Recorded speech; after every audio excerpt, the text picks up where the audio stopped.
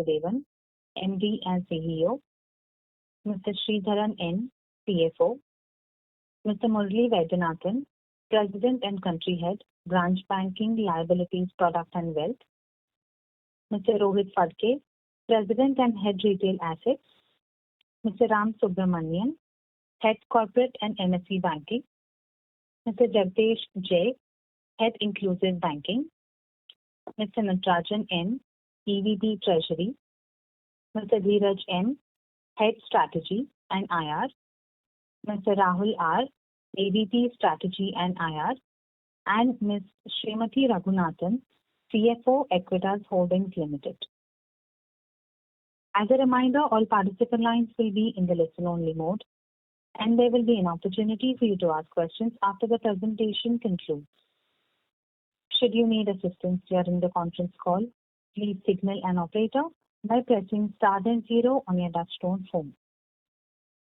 Please note that this conference is being recorded. I would now like to hand the conference over to Mr. P. N. Vasudevan. Thank you, and over to you, sir. Thank you. Good afternoon to all of you, and welcome to this conference call of Equitas Small Finance Bank.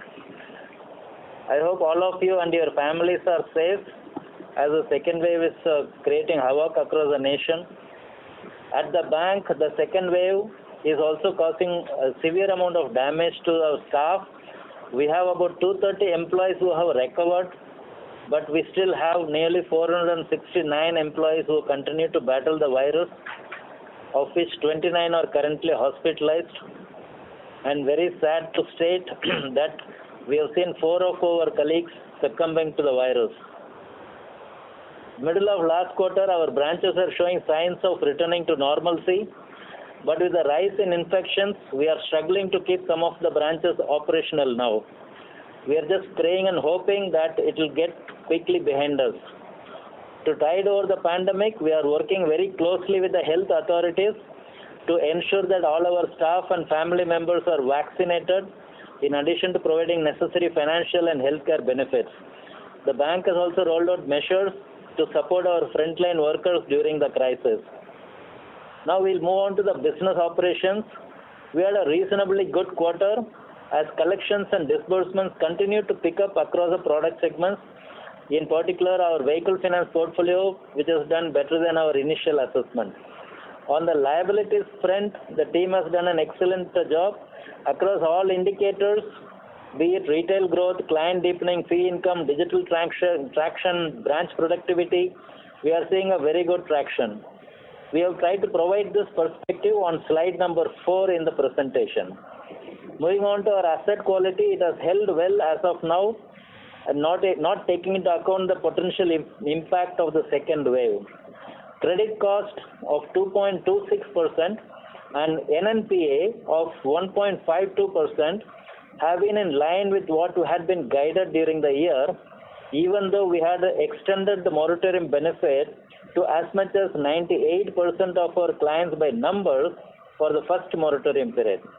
Also, we have seen a month-on-month uptick in collection, with X bucket or repayment from our non-delinquent customer returning to the pre-COVID levels.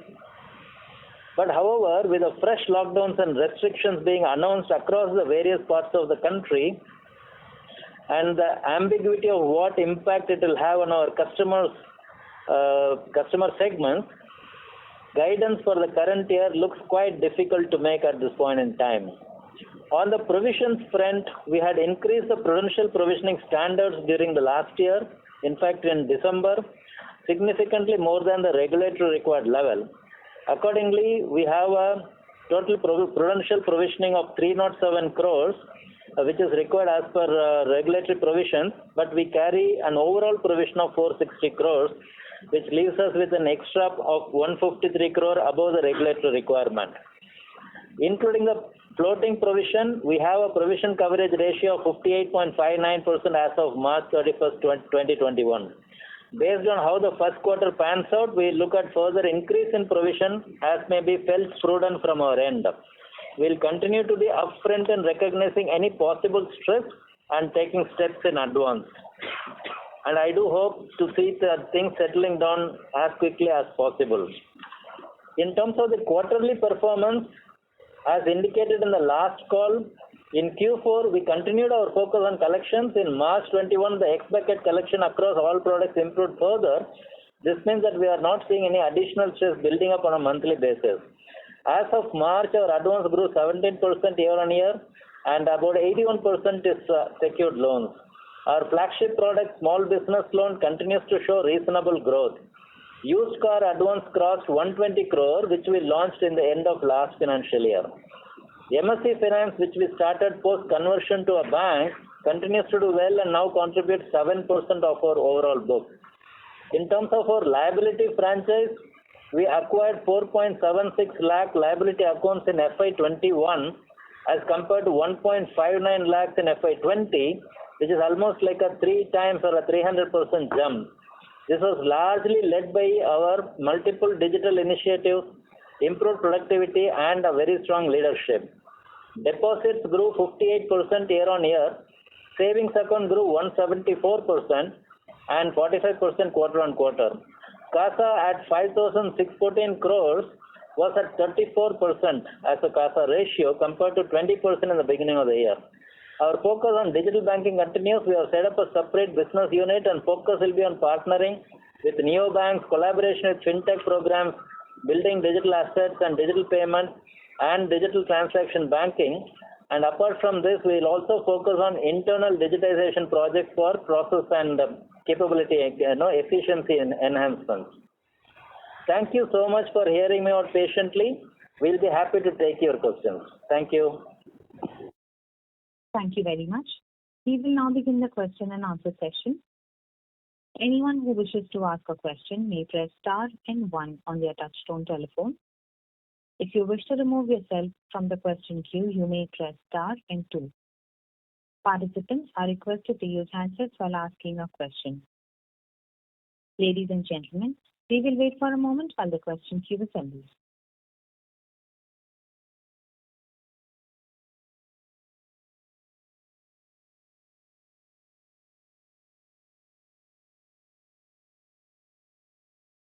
The first question is from the line of Amit Nanavati from Nomura Securities. Please go ahead.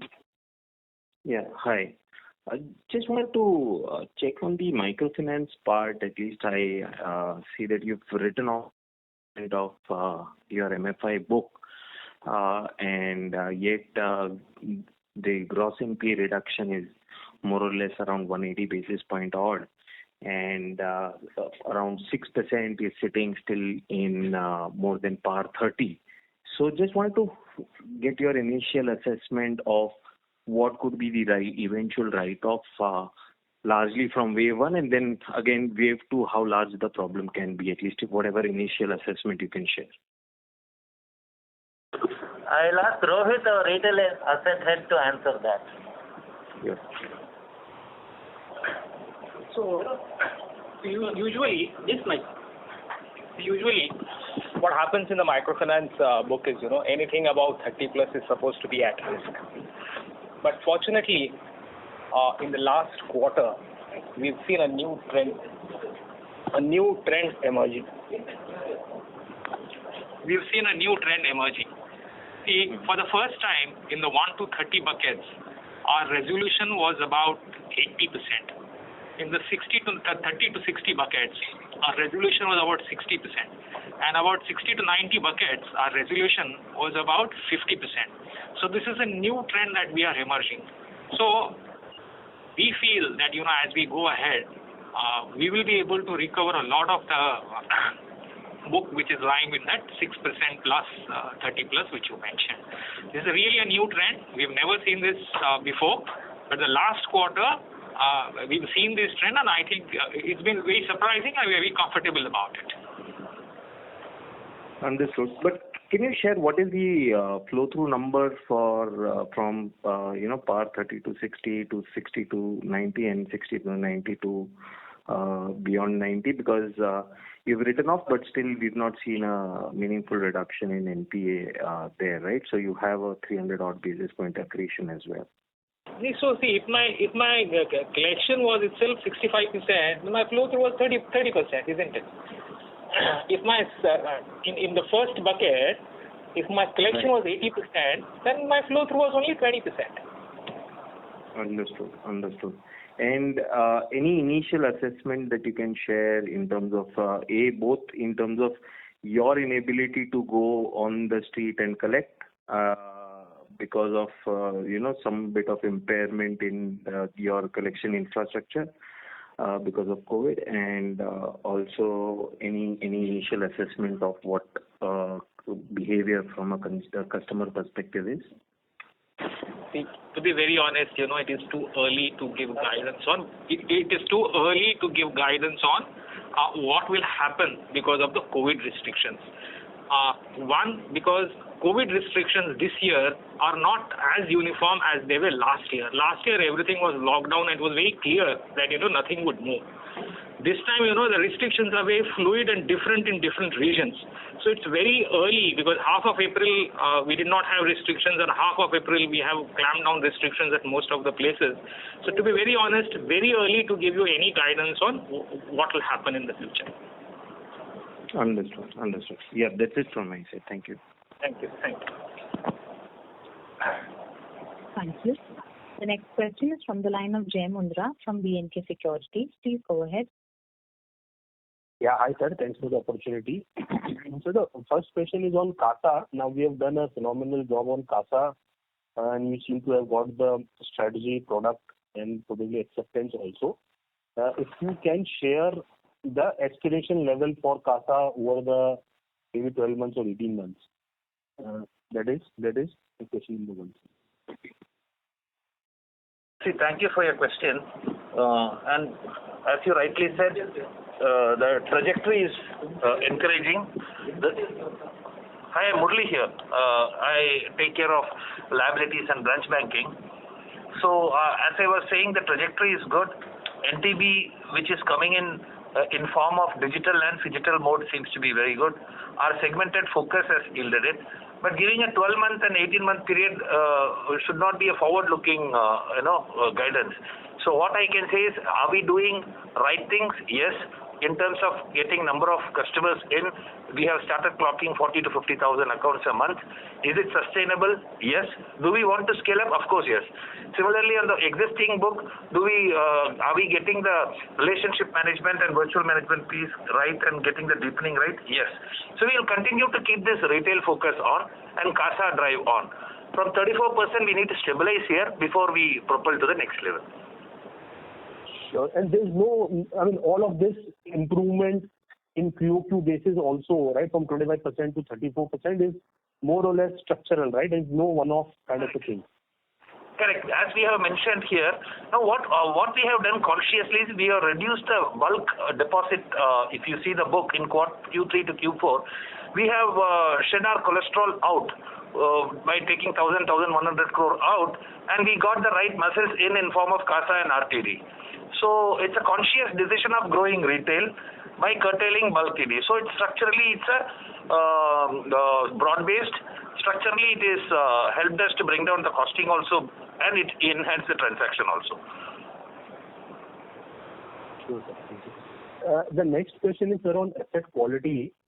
Now, we have shared a good detail on asset quality in terms of X bucket collection and the overall collection.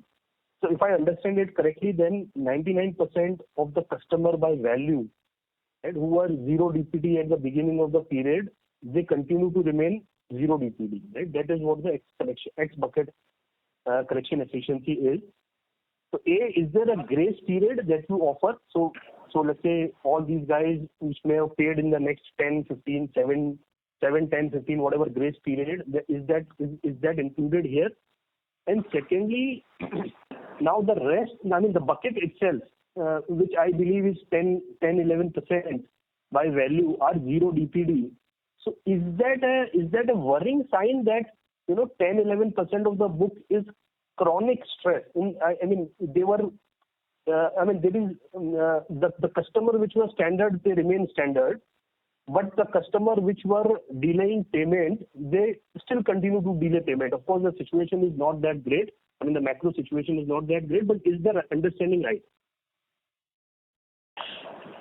See, the X bucket, as you rightly said, people who are not having an overdue at the beginning of the month and end up paying their EMI through the month. So that represents X bucket, correct? And you talked of some grace period. I really didn't understand what that is, because there is nothing like a grace period in a term loan. There's a certain EMI date fixed and they need to pay that. But X bucket is calculated based on the month-end collection. So if somebody was supposed to pay on, let's say, 10th of the month, and he ends up paying that EMI on, say, 20th of the month, he still gets counted as a person was paid during that month. So that's how it is calculated. And as far as the other part that you are asking for, in terms of 10-11% who are chronic cases and all that, if you look at the same page 21, we have given you the billing efficiency of March 21. Okay, billing efficiency, we have explained it in the bottom by saying that it represents EMIs of March alone collected as a percentage of March month total EMI, and March month total EMI includes EMIs of accounts which are in NPA also, and not just standard assets. So that is at least our definition of billing efficiency. So what it means is that for the month of March, the denominator consists of the billing of all live accounts, including NPA accounts. Numerator consists of only those who are paid, March EMI, not anything pertaining to February or Jan or anything like that, only March. So that is, you can see it is 91.12 at the bank level. What that means is 9% of the customers have not paid their EMIs of March, correct? And out of that 9%, 3.6% of the customers are in NPA, right? So if you remove 3.6 out of 9, that gives you 5.4% of customers who are in, who have not paid their March EMI, but they are not in NPA. They are maybe in some lower bucket, overdue position. So that's what it means. I hope that's clear, or is there any other further clarification? No. So most of this is clear. It's just that, sir, do you suspect that this 5-6% people who are delaying payment, or they are in 30 to 90 bucket, are they the same people which were there in the December? Because it looks like this bucket is more or less same bucket. Is that the understanding, right? See, in December, we have given you, December 2020, the billing efficiency was 88.73. That has moved to 91.12. So basically, it has moved up by about 2.5-3%. It has moved up. So that means that more people have started paying in the OD bucket also. But yes, you are right. So we have 5.4% of customers who are in some OD bucket and who have not paid. So maybe he's in the first bucket. By not paying, he has moved into the second bucket or something like that. But he is not NPA, which means that he has probably paid better in the earlier months, and so he's basically not an NPA, but he is in some OD bucket. Right. And these numbers are very, very comfortable. I mean, these are our pre-COVID levels. These numbers represent our pre-COVID levels, so it's very much business as usual at this level. Right. And the last data keeping question, sir, if you have the RWA number and Tier 1 absolute number. Thank you. Tier 1 absolute.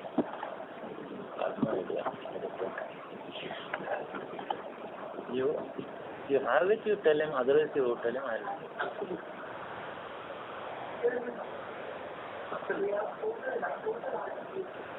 That's okay. Tier 1 is 23.23%. 3.18. This is Sridharan here. We have the Tier 1 capital 3,150.78 crores and Tier 2 128.60 crores. So the total capital is 3,279.38 crores. And the percentage wise, Tier 1 is 23.23 and Tier 2 is 0.95%, totaling to 24.18%. Sure, sir. Thank you, sir. All the best. Thank you. Thank you. The next question is from the line of S. Parmeshwaran from Jefferies. Please go ahead. Good afternoon, sir. This is Prakhar. Sir, I just wanted your perspective that in the context of, the impact in the business in terms of, borrowers probably having some impact on the cash flows, etc. Maybe sporadic, not evenly spread out. And your experience with the previous forbearances like moratoriums, restructuring, etc. If you need to offer some sort of a support to your borrowers, what would you prefer? Is a moratorium a better approach? Is restructuring a better approach? Just your thoughts, sir. Thank you.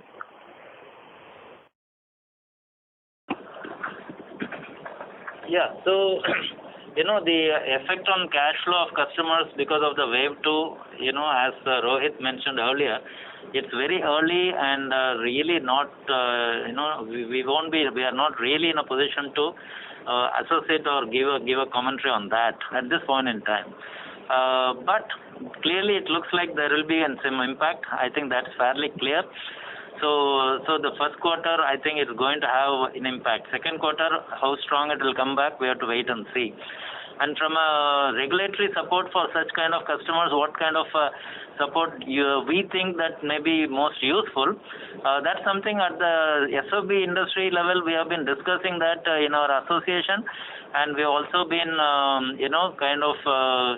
giving our feedback continuously to RBI in terms of our ground level feedback. So what looks like is, if we get an option to both give a moratorium or a reschedulement customer-wise, I think that may be the best solution. Because unlike the last year was a uniform impact on everybody because the whole country just locked down. So it was a uniform impact on everyone. Today it is not like that. It is varying impact on different people in different areas. So we may probably, if RBI probably comes up with an option to either reschedule or give a moratorium on a very customized basis. For example, I can give a 3 months moratorium to somebody and I can give a 6 months moratorium to somebody, and I may not have to give any moratorium to somebody else because it's totally not impacted. So that way a customized approach may be better this year simply because the impact of all this wave 2 is not uniform. It's different. So let's see what the regulators come up with, but something like that may be probably in our view very useful. Thank you, sir. Thank you. Thank you. Thank you. The next question is from the line of Renish Harishbhai Bova from ICICI Securities. Please go ahead. Hi sir, and congrats on a great set of numbers. So just first question is on the SAC cost. Okay, so it has been trending up since we have. Sorry to interrupt, Renish. We would request you to please speak a little louder. Is it better now? Yes. So sir, congrats on great set of numbers. So first question is on our SAC cost. So it has been trending up, towards the 7% since when we revised the rate, and is now at around 6.5. So is it fair to assume that SAC costs have picked out at the current level? It is almost converged with the peak rate. Or do you see there could be a further increase in the SAC cost maybe in Q1, Q2 as well? This is Sridharan. See, if you look at the employee expenses, the soft cost, which is 205 in Q3 and Q4 204, it's almost looks stable actually. And even if you look at the number of employees, it is around 16,000. It has moved to 16,556. Normally, the joinees in the first quarter, for example, in Q3, it will have an impact on the next quarter, Q4. So only to that extent there will be an impact, and we do not see much this one variation on the employee cost. Thank you for the answer. But sir, I think there was a slight confusion. So I was referring to the saving account cost, and I was referring to the SAC cost. Sorry. Yeah. So what I will just repeat my question. So what I was referring to is that, from last 2-3 quarters, the SA cost has been trending upwards, so maybe converging towards the 7% peak rate, and we are already at 6.5%. So do you feel that maybe in first half also this SA cost will continue to inch up, or you feel SA cost at current level has picked out?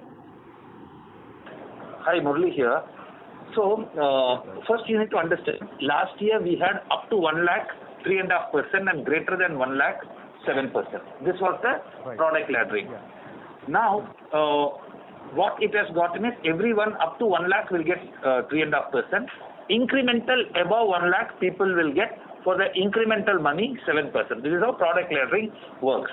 Okay. So, now what we need to see in this, the most important part is, two things. One is our number of intake of customers have gone up, and seeing that to control the bulk money, now we have divided this year into up to retail, that is 2 crore, it is 7%, and greater than 2 crore already it has moved down to 6%. So this will start discouraging bulk money coming into the SA. So that factorization has already happened. And number two, the number of people who are aspiring to build 7% has gone up significantly. Now that is given us the biggest edge at this point of time. So if you go back to earlier times, it was at that bucket it was 8.23, which has come down to 7.42.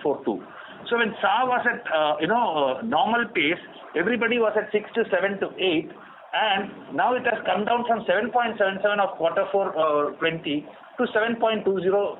So it will continue to remain at 6.5 to 6.3 buckets, because bulk is discouraged already in our factorization. So greater than 2 crores we have already moved to 6%. So our focus is to get retail SA.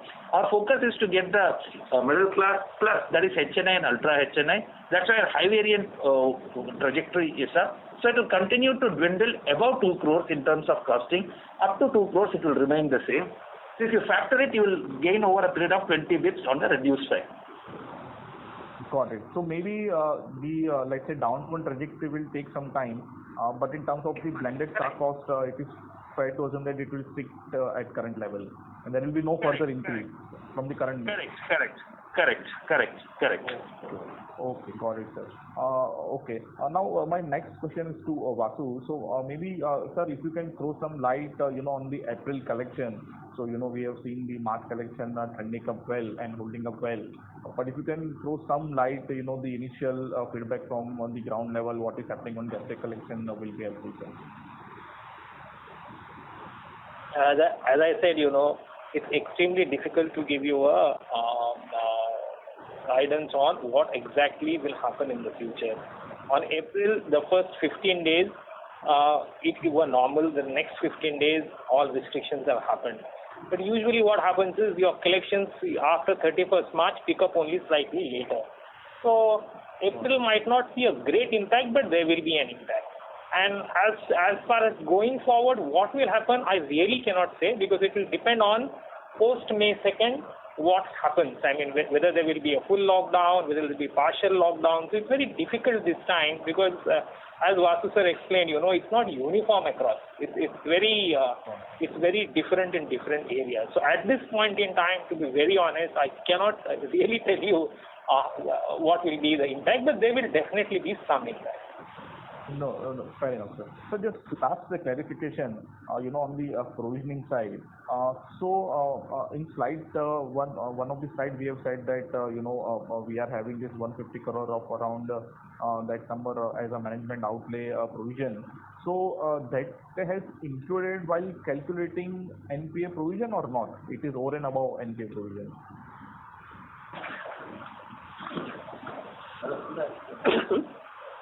Yeah. See, I would like to explain the total thing. See, normally the bank follows IRAC norms, and the IRAC norms allows only the provision against the specific NPA loans, and also we are allowed to create otherwise floating provision. Any additional provision which you would like to create, that has to be made account-wise, and it has to be consistently followed. In fact, we made extra provision last year, starting onwards, based on the COVID package announced by the Reserve Bank of India, and around 100 crores we made the provision. So far, in March 20 we made 100 crores and thereafter we made 71 crores in Q1 and Q2. So far, no, the RBI has not come out with any special provision package for the second wave. And we will make provision in Q1 in case RBI announces any such package, or based on how the collection happens in Q1, we will make our provisions accordingly. If you go back, no, actually in the introductory speech, Mr. Vasudevan said, in Q3, that is in December 20, the bank had accelerated the provision at various bucket levels, and that is, we feel that was good enough to take care of the provision. In fact, the PCR, no, from 45%, no, it has gone to 59% from last year to this year. Correct. So again, sorry for repeating the same thing again.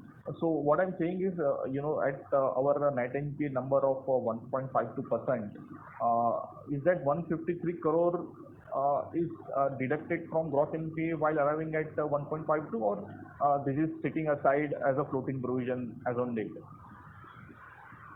No, it is not a floating provision. It is deducted actually.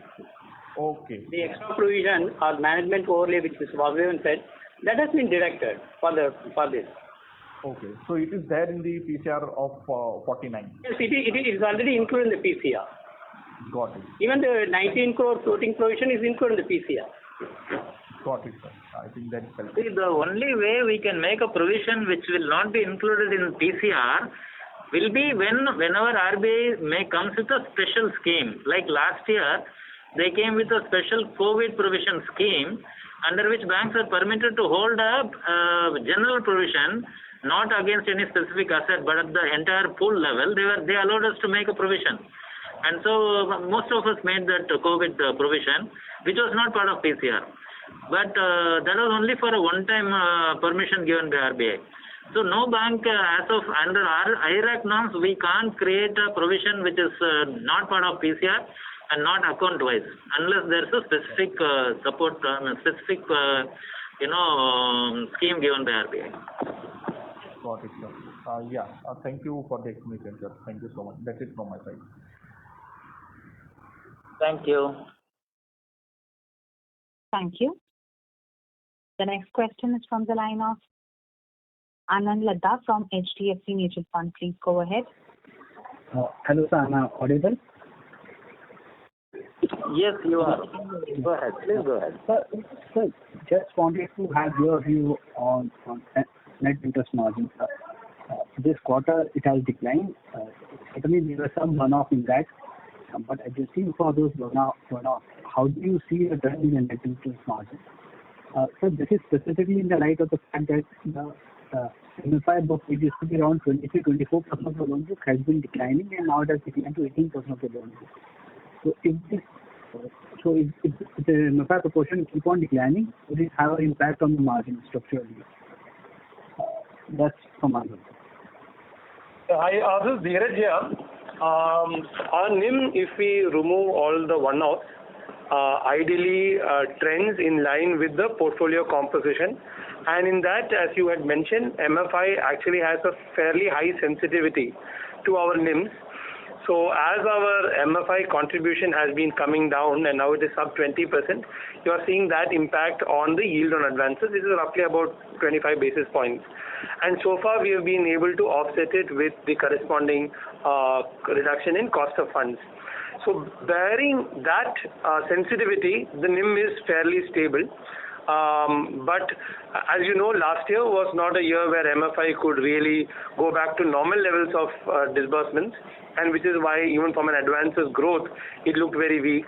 But barring whatever outlook we have for the second wave, if business had returned back to normal, our MFI disbursements would have picked up to a much higher level than what it was last year. And that would have again kept the NIMs a little more sticky. So I hope I've been able to tell you the sensitivity around NIMs, and since we are not giving any guidance or taking that into consideration, I won't be able to tell you where the NIMs may trend, but there is a sensitivity which is mostly linked with the MFI contribution. On the rest of the products, the portfolio yield is fairly stable. So at a product-wise, our yields have continued to remain stable, just that the composition has yielded to this reduction in NIM. And if I think our yield, mostly it is a fixed rate book? Yes, mostly it is fixed. Okay. And lastly, if I look at on operating cost income ratio, it has been trending down. Do we still believe that it has space to decline, or our cost growth will be lower than the revenue growth? We've always had given certain milestones of cost to income where we want to take it as a bank, and we had said that in the mid 50s to early 50s is where we had kept our a milestone. But we at that point in time had not factored this first wave, second wave, and this pandemic. So if everything returns back to normal from a business model, we should start seeing cost to income trend closer to the early 50s. But other than that, this is actually the very wrong time to give guidance. But that's how the business model is built. Perfect. Thank you. That's so much. Thank you. The next question is from the line of Nidesh Jain from Investec. Please go ahead. Thanks for the opportunity, sir. So firstly, on the microfinance, if I look at in this quarter, we have written off almost 5% of the book. And despite that, our billing collection efficiency is 91%. Our PAR numbers have not improved. If I just add 5% in each PAR bucket, the PAR numbers would have been worse off versus December 20 data. While we have been consistently getting feedback on the ground that Q4 has been good, and your commentary also has been there that Q4 has been a good quarter, but actually the underlying asset quality in microfinance has deteriorated quite a bit in this quarter. Is that a right way to look at? Hi Nidesh, Dheeraj here. Just before I give it to Rohit, so the write-offs happen in the end of the year. So the billing efficiency will not reflect that. If we had done the write-offs in the beginning of the quarter, then obviously the billing and collection efficiency would reflect that, and it would have been higher. So that's one. The other one I'll give it to Rohit in terms of. But in PAR data, the write-offs are reflected, right? Yeah, correct. But in billing efficiency, no. Okay, sure. Hi, Hitesh, Rohit here. To add to that, if you look at the same page, you look at the X bucket collection efficiency. The X bucket collection efficiency in microfinance has been at 98.7%. So that's coming back to normal. That's pretty good. Also, see, there's a slight difference when you look at microfinance. There's a slight difference between what happened earlier, what happened now. See, earlier, 30 plus was at risk because those customers were intentionally, or they had genuine problems, so they just disappeared. They were delinquent customers. See, now, in the last 1 year, what has happened is it is circumstances which have prevented customers from paying up. That's a big difference between what used to happen earlier and what happened last year. And that is why I said that for the first time we are seeing a good resolution in 1 to 30, 30 to 60, 60 to 90. And that gives us a lot of confidence that, we should be able to do some decent collections here, unlike, the trend which was exhibited in the earlier portfolios. Sure. Despite all those resolutions, actually our PAR data has not improved versus December 20. That's the only probably the feedback that I have.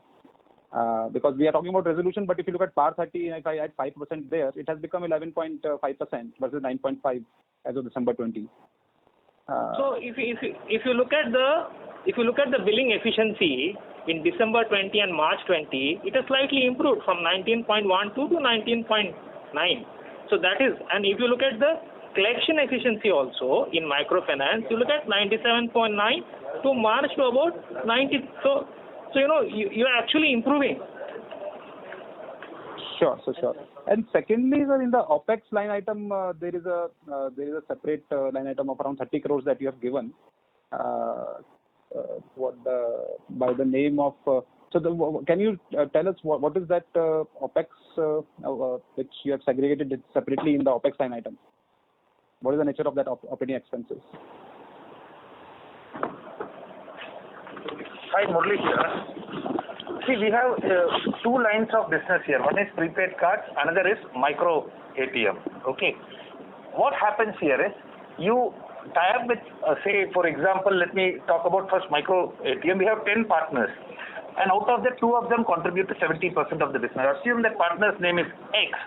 You enter into an agreement with them where you land up in doing a revenue sharing basis. So out of revenue sharing, what happens in some cases it will be 80-20, some it will be 85-15, some it will be 90-10. So the switching cost is 2 things. One is in all the offer transactions, what happens through these points, A, and their transaction cost which is agreed, both are factored here.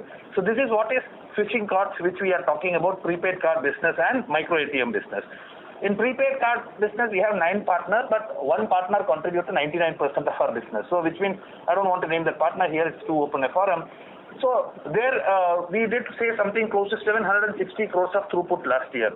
So in that revenue basis, approximately 86% of the revenue goes to that fintech partner and 14 comes to us. This we have been doing it for last 2 years, and last year we scaled up big time on prepaid business through focus segment. Similarly, on micro ATMs, we expanded the spread through 2 of our partners. So now we are the second largest, in fact, micro ATM in terms of SFB space. So we have close to 9 partners, and out of the 2 partners, as I said, contributes to 85% of the business. Here we land up in paying switching fee where people come and swipe on those machines, that interchange revenue what you make, in that spread is again 85-15. So these are the 2 costs. So this has a lead lag effect of 1 or 2 months based on this month transaction. After 40 days, it comes for billing, and so it's booked as revenue on one side, and post 45 days or 60 days, it's booked back as an expense at the ratio of 85-15. Am I clear? Sure. So just to clarify, so you may be getting a revenue of 100 rupees. 85 rupees is booked in as a cost. Correct. In your Correct. So net there is more the transaction. So don't get misguided by seeing the transaction cost going up. If you see transaction cost is going up, the biggest positivity is number of transactions have gone up. Sure. This is a paisa business. I hope you are getting my logic. 85 remains the same. So we have now started doing, as I said, 700. This year we should close to 1,000 crores. So this is a growing business line. As the business action, unless you go and renegotiate and bring the ratio down, which is too early for us at this point of time. Sure. And so in this business, there is no capital required, right? It's a completely fee-based. Nothing, no capital required. You are only facilitating. It is simple as bank identification number. Yeah. Rohit wants to answer. Hi, it is Rohit back here. So, see, your observation on the PAR data being slightly worse is correct. There is some stress in the microfinance book. I'm not saying at all that the stress has gone away. What I'm trying to tell you is that the last quarter, we saw a fabulous improvement in the way collections were happening and the way we were coming back. But yes, there is some stress in specific areas. We do have some stress in the microfinance book. Sure. Understood. And then lastly, the mutual fund AUM number, though it is a very small contributor to our P&L, has actually declined sequentially. What is the reason for that? See, for us, last year key theme was protection. There are 2 things. We were ramping up our NTB numbers in terms of getting the quality customers in, which we have succeeded. We got the high variant customers in. Now this year the focus will be on building up investment-based AUM. So last year we focused on protection-based AUM because 2 reasons. One is our RMs couldn't do face-to-face meeting, and digitally we were ready through the protection plans. 100% of the policies which we sold, whether it's LI, GI or HI, is through digital. So this year we are getting into the mode of selling investment proposition. And for your information, we have now created a digital platform beyond in our mobile app as well as internet banking, which is an integrated proposition where you can do risk assessment and goal identification and asset allocation online. So this was not ready last year. So this year you will see a slight movement up there. Sure, sir. Thank you, sir. Thank you. That's it from my side. Thank you. Thank you. The next question is from the line of Deepak Poddar from Sapphire Capital. Please go ahead.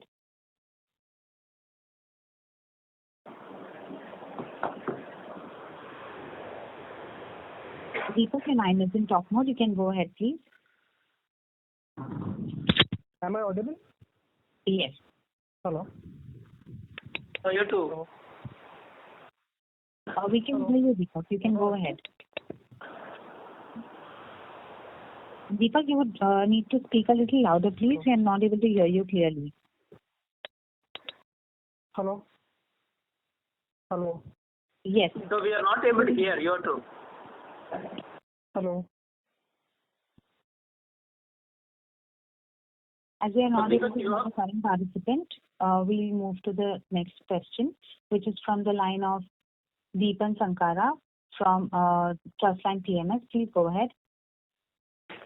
Thanks a lot for the opportunity and congrats for good set of numbers. Wanted to understand why this disbursements to NBFC segment has reduced substantially QRQ and year on year.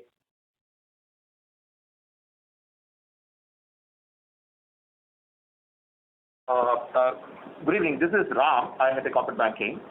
See, last year, as all of you know, that there has been a large impact at the borrower level, and we wanted to be largely cautious with the NBFC sector.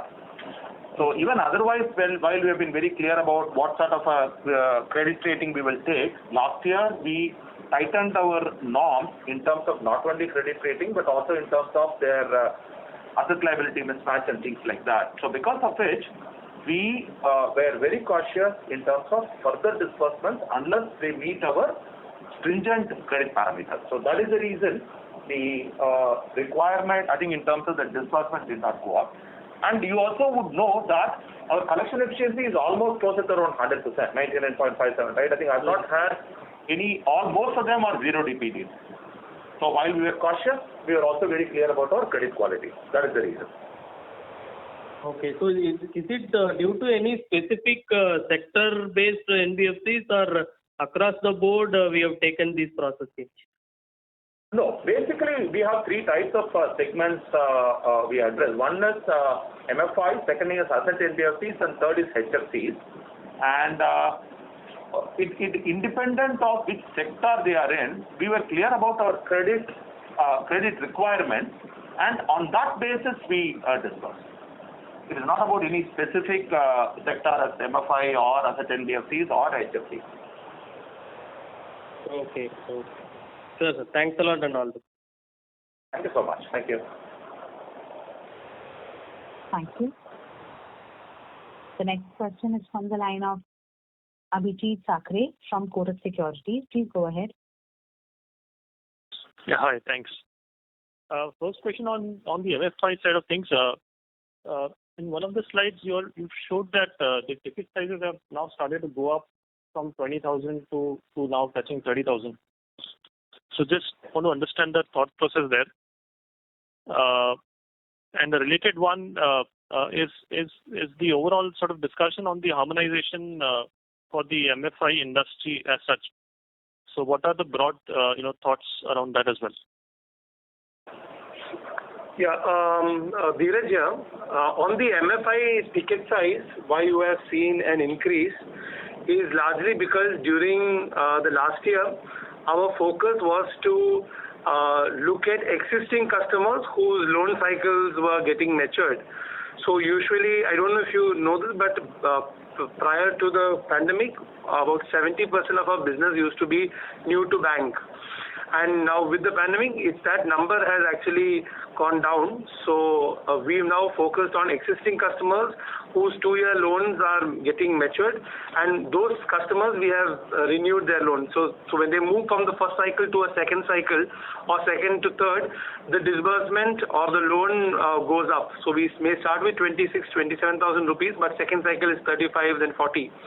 So the reason why you saw average ticket size increase is because more than 50% of our loans, fresh loans, have gone to customers who have moved from one cycle to the next. I'll give it to Vasu. Yeah, on the harmonization part of it, so RBI has announced that they will come with some guidelines. So we are in touch with them, and a draft guideline I think should be coming out at some point in time, and then a final guideline may be subsequent to that. But conceptually, yeah, I think that's exactly what actually we have been pushing for a long time now. Because the borrower is the same, whoever be the format of the lender, borrower is the same.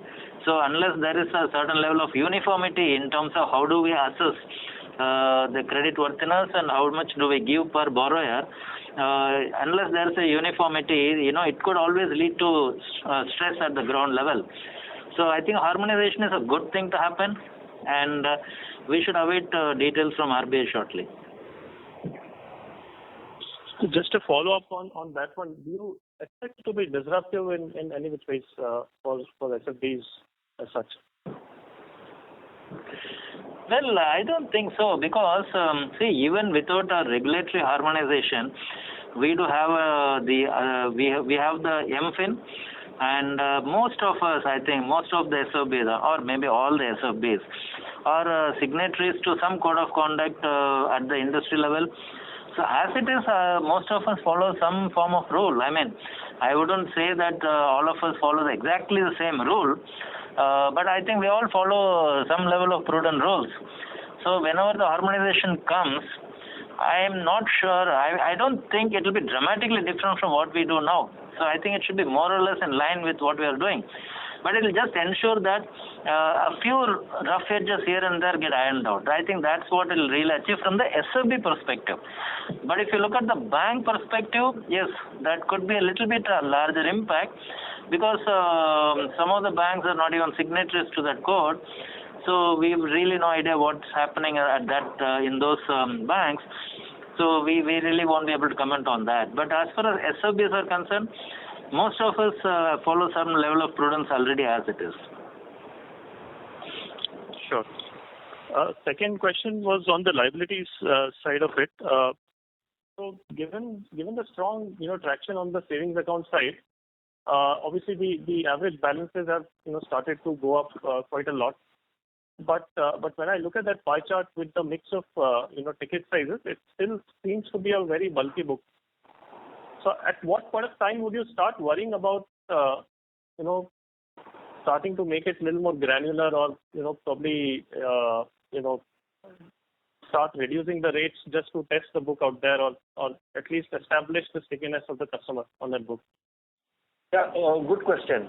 See, already we have done that. Commencing April, we are holding 7% only up to 2 crore. Greater than 2 crore, it is brought down. A. B. Now what's happening is, in the bulk book, we are also having ultra HNIs also who have moved in, and few of the ultra HNI family account and trust accounts have also come in. Thanks to the fixed income securities and debt market people who are seeing this as an attractive proposition. So it is not only institutional money which we have ultra HNIs money also. But over a period of time, we want to see that, like how we reduced the bulk dependency on TD, we are in that direction to bring down the bulk dependency on SA also. Presently, we have 50-55% or close to 60% retail, 40% on bulk there. We will end up in another, say, 6 months, 8 months time, incrementally, another 10 percentage more. There is 70% of absolute retail that's happening from that perspective. Sure. Just one final one. Do we engage with any sort of agencies or third parties to source these deposits? How do they come through in such huge numbers? It's a hard-working job from the front end, from using the physical, that is phygital mode. So HNIs and ultra HNIs and middle class come through phygital mode.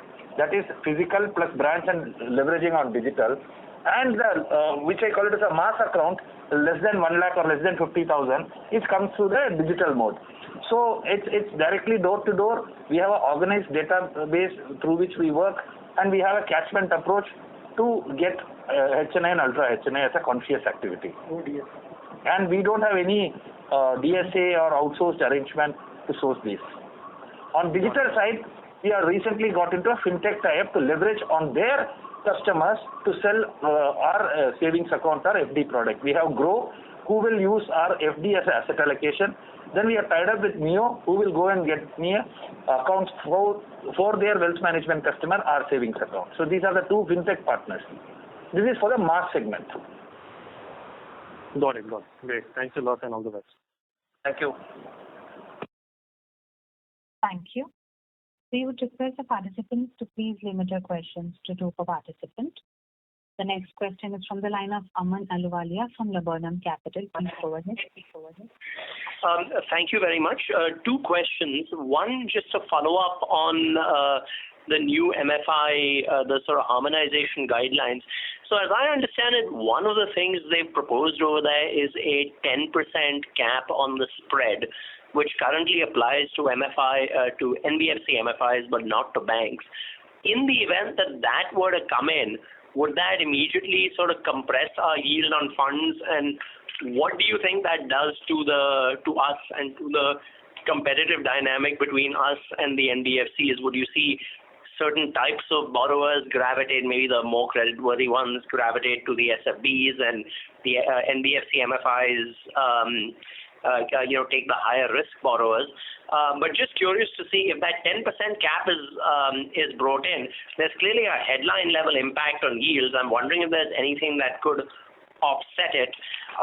Secondly, in terms of the just the evolution on the cost to income ratio, costs went up quite a bit this year on a year-on-year basis, and I think you attributed maybe some of that to the pandemic. I'm just curious, in what respects does the pandemic elevate operating costs? And finally, in terms of the regulatory issues surrounding the SFB and the HoldCo, it seems that there are two. There's obviously the issue of whether the RBI will accept the recommendation of the interim working group and allow for a straight exit without meeting an intermediate threshold, and the issue of SEBI being willing to exempt from the promoter lock-in. So if we assume that RBI gives the approval but SEBI does not, is it fair to say that you will then just start the process, wait till October 23 and then merge the HoldCo and the bank? And if neither of them approve it, will the preference be to dilute at the HoldCo level via acquisition, or to actually sell a stake in the SFB and raise cash at the HoldCo level? So on the first point, in terms of margin cap, the 10% cap which is applicable for an NBFC MFI, I think it's a good enough cap for SFBs or banks also. Only thing is that you have to figure out what is your cost of funds. For an MFI, the cost of funds is actually the rate at which they borrow from the bank. There is no other cost to them. For a bank, the cost of funds is basically your deposit cost, and then you have to add your reserves cost, SLR, CRR, and then you have to add the cost of raising the money, deposits through your branches and branch banking. So if you kind of take into account all of this cost and arrive at your actual cost of funds, then you apply a 10% margin on top of that. I think that's fair enough. I don't see any issue on that. Will the RBI look at it that way, or will they just say, no, take your headline cost of funds?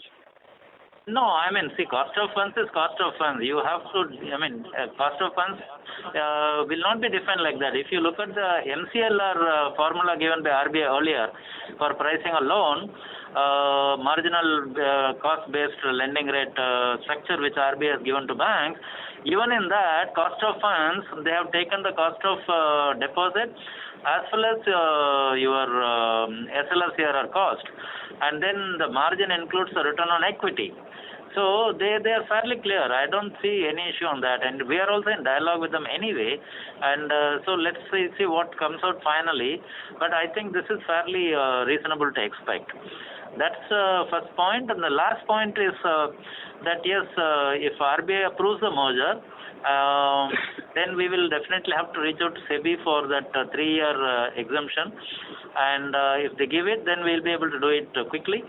And if that doesn't come through, then we may still complete the entire merger process and make the effective date as October 23 or something like that. But that's a bridge that we have to cross only at that point in time. So first our job is to get the RBI approval and then reach out to SEBI. On the second thing, I'll ask Sridhar to tackle. Yeah. Sridhar here. See, with regard to the OPEX cost, if you look at, there are fixed costs and variable costs. Like employee cost, rent, all these things are fixed costs. Close to around 70% is a fixed cost. Whereas the variable cost, which is in proportion to the business, close to 25 to 30%, no, that varies actually. There are some semi-fixed, semi-variable sort of things. So in the pandemic, this 25 to 30% of the cost, no, it would have come. It would generally would have come down. Other the fixed costs remain the same.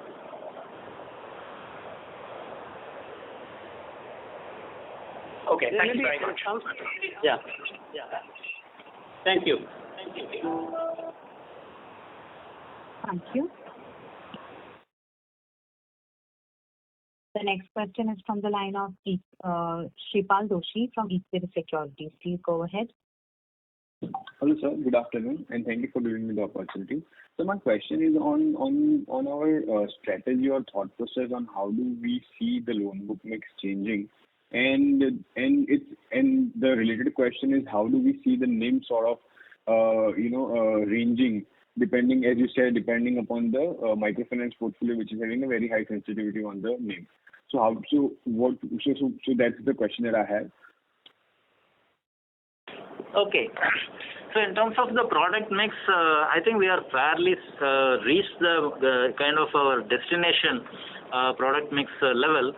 MFI, we have always been saying that, MFI, we would like to stabilize it and see it at around the 15-17% level, and it's currently at about 18%. And the remaining, small business loan 40 to 45, commercial vehicle around 25, and the remaining being SME and NBFC lending. So I think we are more or less at our steady state product mix. And our affordable housing is something we started about a year back, so that's starting to contribute. And then there are a few supplementary products like used car we started, that's starting to contribute. But these are all supplementary or kind of product extensions that will keep happening. Gold loan is other thing, but otherwise we are not really looking to launch any new product, new vertical as such, because we are fairly comfortable with the product mix that we have today. And so given that, I think the NIM should probably stabilize maybe in a couple of quarters from today. We might see that the product mix is more or less becoming stable, which would then mean that the NIMs, everything else also should be close to the stability level. Right. So then is it fair to assume that the NIM would range, say, between 8.5 to 9% sort of a number? Well, I'm not giving you a guidance on that, but I think in a couple of quarters we should see them stabilizing. Because as I said, our product mix is very, very close to our destination level. Okay. And sir, the second question was with respect to, I just saw an article wherein we have started a hospital also. So, and it sort of said that it's a venture that we are entering into. So is that a strategy that we are venturing in that segment, or what is it like? Yeah, so that is part of our CSR. So we contribute. We have a trust called Equitas Healthcare Foundation. So that's the CSR activity. It's part of our CSR contributions, and that is jointly with Sringeri Sarada Math. They have joined with us to get this project going. And we are also in touch with other potential foundations across the country to try and support us in that project. So it's basically part of our CSR. Okay. Thank you so much, sir. All other questions have been answered. Thank you. Thank you. Thank you. The next question is from the line of Abhishek Murarka from IIFL Capital. Please go ahead. Yeah, hi, good afternoon. Am I audible? Yes. Yeah, hi. Congratulations for the quarter. So 2 or 3 questions. The first thing is, I know you've given a lot of clarification on the SAR rates, but I just wanted to know how do you monitor the stickiness of these retail SAR customers, and what will give you comfort to drop rates? We've seen a couple of other competitors dropping rates even in the retail segment, right? Not just the bulk. So just wanted to know how your strategy will work over there. And I'll just come to my next question after this. So we track customers based on primary, active, and product holding. These are the 3 parameters in which you calibrate, measure, and monitor. So when I say primary are those customers who maintain balance and who transact with you. So these are the customers where you look for the next product selling. So that is one part happening. Second part that's happening is people who doesn't maintain balance but use your platform for transaction closer to A and B. These are the people where you dedicate a RM, make them start maintaining A and B, and then start selling the second product. And third are those products who will just use your platform only for transaction. Let us not talk about this. So less than 1 lakh customers, we are seeing they are getting closer to 1 lakh as aspirational. If you see quarter on quarter, presently we have reached our book size of 75,000 rupees as average balance, which was 48, 49. Before that it was 36. So steady build up of retail customers are happening, and they are transacting and building balances. So how do we manage second part of yours is when do we drop rate? See, most of the banks drop rate after reaching a critical value in terms of SAR. For example, one of the big private banks went up to 1 lakh crore of SAR before dropping from 6 to say 4. For example, another bank which was at 7% raised up to 50-60,000 crores of SAR and accumulated close to 2.5 million of customers, then dropped it by 100 basis point. Right. So definitely headroom for us to reach. We have just now 5,000 crore. Okay, till 10,000 crore, I'm sure you will also accept. We need to get getting good customers in, making them transact. The biggest viability here is how fast you cross-sell the second product, how active you keep them, so that you make transaction and cross-sell revenue. I think that is one thing which is happening. What you can reflect there is number of insurance policies sold last year reached up to 1 lakh. So these are all is a byproduct. Only if a customer keeps balance, transacts, I can do a cross-sell. So we are on the right direction towards that. So this year at the beginning, we have dropped the bulk rate above SAR for 6%. That is any amount above 2 crore and up to 50 crore, we have already made it to 6% proactively to keep the cost under check. And in the metrics level, we are at 65-66% of retail as it's shown in the chart, or close to 70%. Of SAR is less than or on the retail bucket, 30% is on bulk. That will automatically calibrate when this rate drop. Okay. And safe to assume that all these cross-sell numbers, so MF cross-sell or insurance cross-sell, that is largely to own customers, your liability customers. Yeah, only if you have liability savings account, we do all these products. We don't do standalone for anyone, either an investment or insurance at all, because it is linked into the savings account. Okay, great. That's clear. The second question is, so if we think about just your customer segment, chances are that over the last 1 year they have eaten into their savings, and they are probably, one medical exigency away from probably getting into a overdue or NPA situation. Would you not then think about increasing your provision buffers? Or is that not the case and you think your customer profile has enough savings to actually, let's say, go through a second wave without getting impacted? How are you thinking about provision in this respect? Yeah, I think we mentioned that a little bit earlier also. See, basically under IRAC norms, you can't create a general pool of provision and just keep it on top of your portfolio. That's not permitted. So you have to create a specific account-wise provision. And so which is what exactly we did in December. We increased the level of provision in each of the buckets of NPA, each of the slabs of NPA. We increase the level of provision so that we can have a higher level of provisions built in against the book, against the stress book. So having said that, so we will keep watching and monitoring the scenario, and we'll have to see how the first quarter goes. And based on how the first quarter goes, we'll have to see what level of potential stress that might come up in the subsequent quarters, and also whether RBI will come back like last year, whether they'll come back with a one-time permission to the banks to create a general provision. So if this too happens, we'll definitely be looking at it. So so that's something that we'll have to just see and take it as it comes. Okay.